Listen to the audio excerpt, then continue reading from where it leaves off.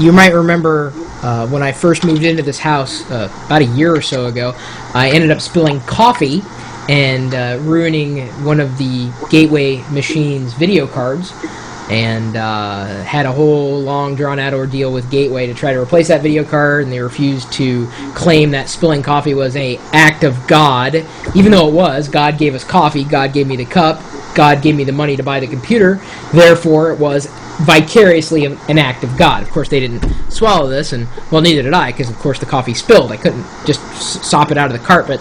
Sucking coffee out of a carpet is just disgusting.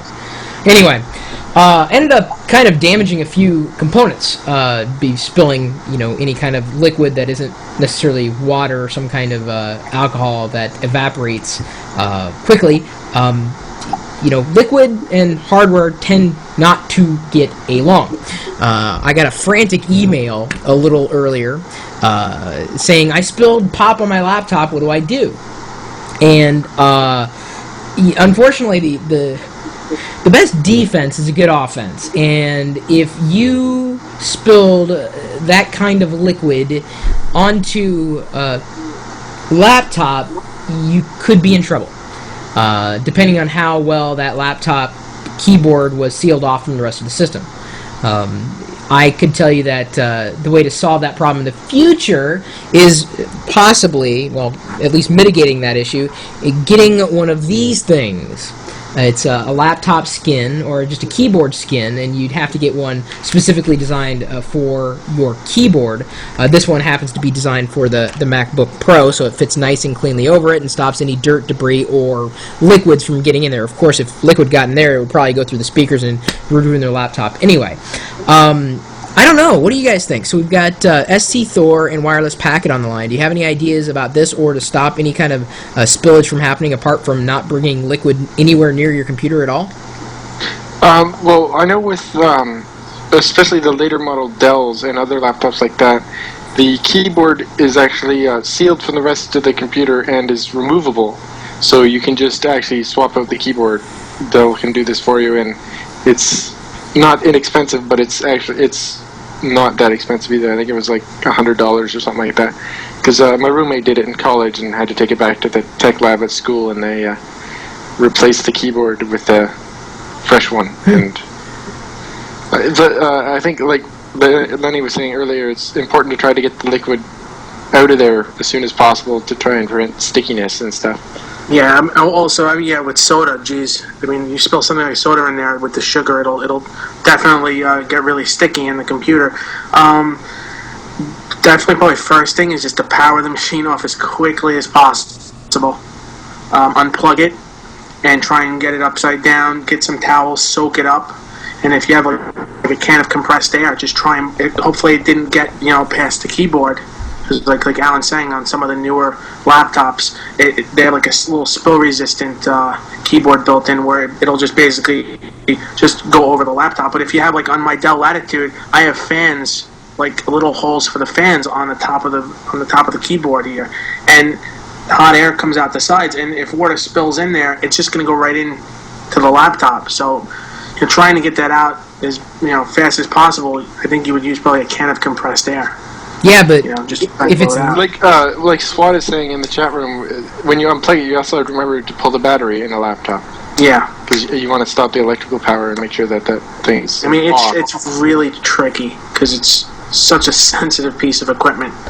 Yeah. Looks like Tyler IM'd me, said if you just get a bunch of ants and put them on your keyboard, they will get the sugar out, then just get a vacuum to get them out. He's probably, you know what, I hate to say it, I don't know how right he is, but I think once you've spilled a sticky substance onto a piece of electronic equipment or any component, it may be irreversible. And if you can't remove that component specifically from the rest of the system, I've had, my friend Jake Ludington, his wife had spilled something into I think it was a tablet PC keyboard, and he shut it down right away and tried to clean it all out and dried it out, but it was never the same. And I've heard the same thing from a lot of people. You'd be lucky if it was just the keyboard that got damaged, but if it is, if that's not removable, I would listen to what SC Thor suggested. Find out if that keyboard can be removed from the rest of the system, or if it had leaked anywhere else. Bottom line, apart from all that, it's not going to protect every part of your system. But getting a hold of a laptop skin, I don't know if if I would use this every day necessarily. I don't really use the laptop skin that I have, or at least the keyboard skin. But if something were to happen, at least the damage would be somewhat minimized. Of course, unfortunately, like I said before, the speakers have these grills, so any kind of liquid that went that way would probably go that way too, and I would end up with some kind of damage in one way, shape, or form. So, I don't know. Any other suggestion, guys?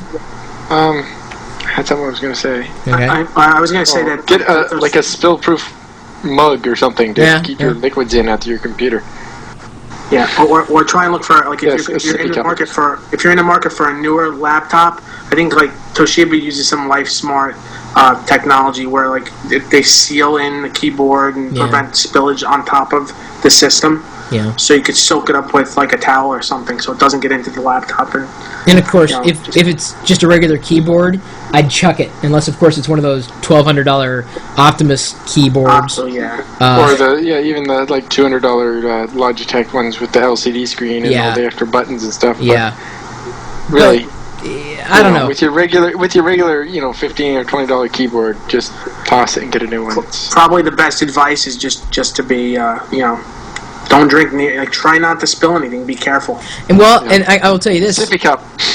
And that's what happened is it's not exactly a tippy cup. The cup that I was using when I spilled the coffee did not have a wide base, and from that point on, I mean, other than my Pete's cups, which I've been drinking out of, which has a smaller base, I have a mug that is virtually impossible to not tip over. I've spilled coffee on the desk, on my keyboard, on monitors.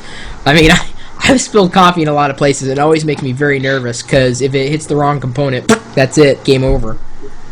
So anyway, if anybody else has any suggestions for getting pop out of a laptop, or possibly there's no hope for it, or protecting, either a laptop keyboard or a laptop in general with a skin, other skins that you might recommend. This is iSkin, I believe, the Pro Touch iSkin. If you have any other recommendations, by all means, make it. Always looking to find things that save us from ourselves, because we are more dangerous to our computers than I think any computer virus ever could be. Case in point, I lost a computer because of my passion for coffee. Thank you, God. Really appreciate it. Why'd you have to make me love coffee? By the way, by your logic, there's nothing that is not an act of God. Well, but this is what I'm saying. You know what I'm saying? I mean, like, hey, that's Don't pretty. Get me started on the whole religion thing. That's pretty good logic, though, if you ask me. I mean, if it gets me. Different show. All right, fine. God, if you're listening and you want to comment, by all means, leave a comment, follow-up, suggestion, whatnot. Do not strike me down. I really don't need any more electrical signals flying around this house. And, of course, you're also welcome to join people like myself and SC Thor and Wireless Packet in our chat room, which is open live 24 hours a day. We serve coffee, although it's all virtual coffee that can't be spilled. If it could, boy, that would make for an interesting virtual coffee now, wouldn't it? Anyway, you're welcome to swing by anytime, day or night, and that's at live.perillo.com. We'll see you later.